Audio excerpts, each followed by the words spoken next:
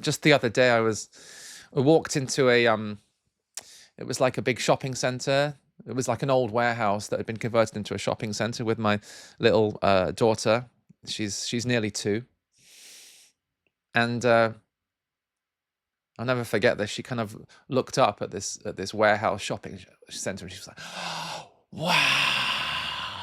Just that sound, oh my God, that's like the sound of the universe, isn't it? The universe recognizing itself. It's just an expression of such total innocence and on wonder. That was meditation. That she exists in meditation. She's not trying to meditate. And then you just look at all the adults walking around, and they're all like looking at their phones, and they're having very serious conversations. Again, nothing wrong with any of that, but you just start to think, oh my goodness, have we lost that? Have we lost touch with that sense of wonder, which emanates from presence? You have to be fully present, and then it could be a shopping center, it could be a warehouse, it could be a forest, it could be this room that you're in now. It could be beholding your own body, beholding your inner world, even the sorrow, even the resistance. Wow. I'd like to share 2 things with you that might be really helpful. These were 2 things that I wish someone had shared with me like 20 years ago. It would have saved me so much struggle in my spiritual search. The first thing is, you can't get into the now. You can't get into presence. The moment you try to be in the now, the moment you try to be present, the moment you say, I need to get from where I am right now into this other state called presence, or called the now, or called awareness, whatever you want to call it, you are ignoring the fact that you are already there. It's like a fish swimming in the ocean, looking for the ocean, trying to get to the ocean. Where is the ocean? When will I reach the ocean? I need to get more ocean. It doesn't make any sense. I mean, to the mind it does, because your mind loves seeking. That's always the mind, isn't it? The mind says, how do I get from where I am to some better place? But the truth is, you are already in the best place for spiritual awakening. The present moment is the doorway, is the portal. Whatever is happening in the present moment, and this is the second piece.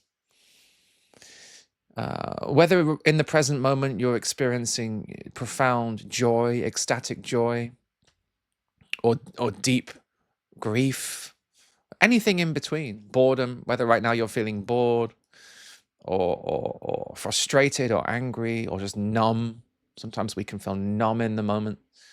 Even if right now there's a longing in you, a longing, a desire, an urge, a yearning, a burning desire to escape, a burning desire to get out of the moment, a burning desire to be in any other moment. I don't want to be in this moment. I want to be in some other moment. I want to be in this other place called presence. I want to be in this other place. I want to be in this higher state. Even if that's what's arising for you in the present moment, is a longing to get out of the present moment. So here's the great paradox. Even that desire, even that yearning, even that pull into the future is happening in the present moment. So in the present moment, we desire a different moment. In the present moment, we search for the present moment. In the now, we long for the now, we resist the now, we seek the now, we run from the now, but that's all happening now. So you can't reach the now. You can't escape the now. That's more truthful. You can't actually escape the now. Even if you're trying to escape the now, that's happening in the now. So the now is the unchanging backdrop to your experience. It's the ground of all experience. It's the one thing, and it's not a thing, that is always, always, always, always present. Like the ocean is always present, no matter what's happening with the waves in the ocean. So of course the waves in the ocean can be restless, they can be violent sometimes, they can be really stormy, active. So by the waves, I mean thoughts, sensations, feelings, urges, impulses, all of that human stuff, you could say, can still arise. So it's not about, if we're talking about spiritual awakening, we're not talking about getting rid of all our negative thoughts or feelings. We're not talking about getting rid of our pain or getting rid of our sorrow, getting rid of our anger. That's the mind's interpretation of spiritual awakening. It doesn't make any sense, though. That would be like the ocean trying to get rid of its waves. The ocean doesn't need to get rid of its waves. The sky doesn't need to get rid of its clouds, even if it's a really cloudy, stormy day. What we're talking about is remembering that you are the now. You are this ever-present ocean.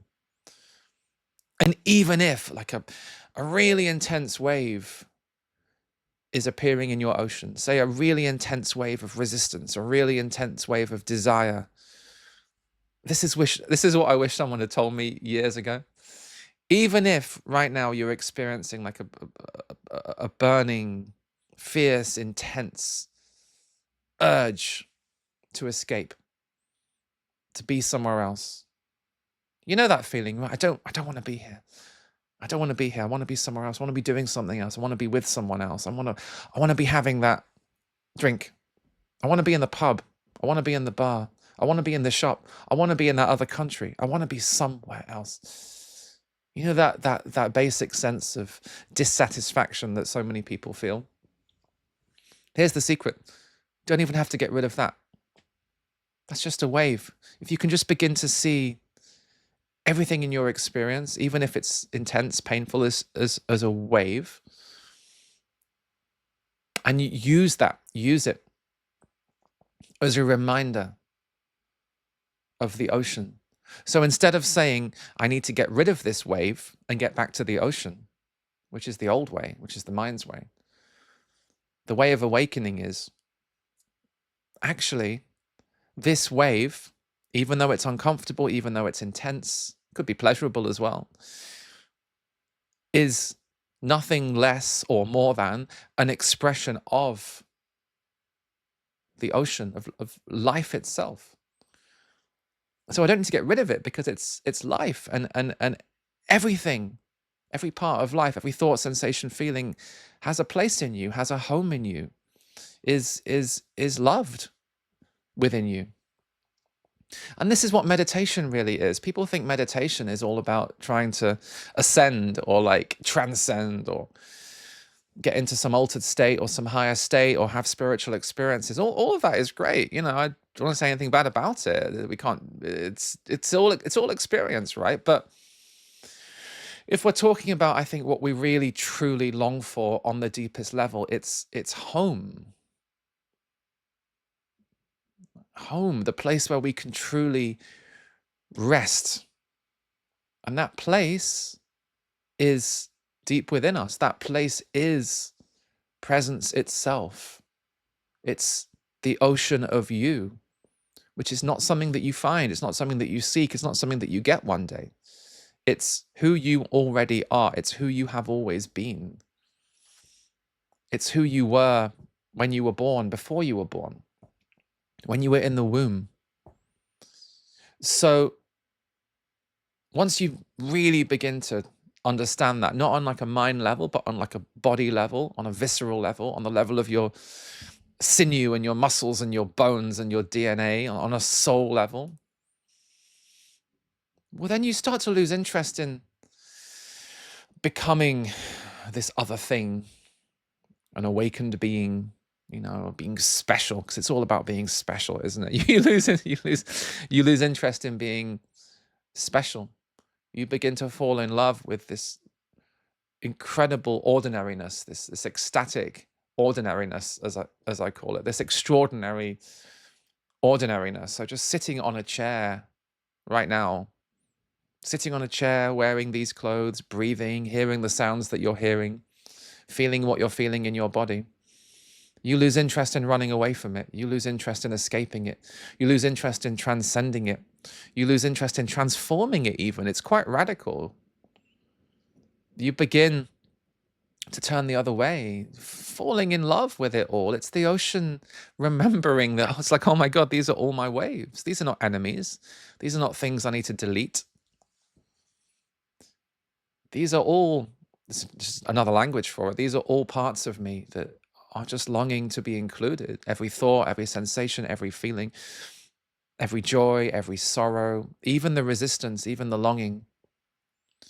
It's like welcoming all of it, welcoming all of it, being the ocean and bowing to the waves as they arise. And that, my friends, is meditation. In true meditation, we're not trying to get anywhere. I spent so many years of my life meditating in order to get somewhere. I was always meditating with a goal, but that was my mind. And bless my mind. I'm not against the mind. It's a wonderful tool, but when it comes to being what we really are, when it comes to remembering who we really are, the mind is not going to get us there. The mind, bless it, it's not going to get us there. Why? Because there is no there, because we are already there. And the there is here. So we begin to fall in love with here. That's the spirit of meditation. We are not trying to get anywhere. We're not trying to transform anything. We're not trying to seek enlightenment. All of that just falls away. It's like a surrender.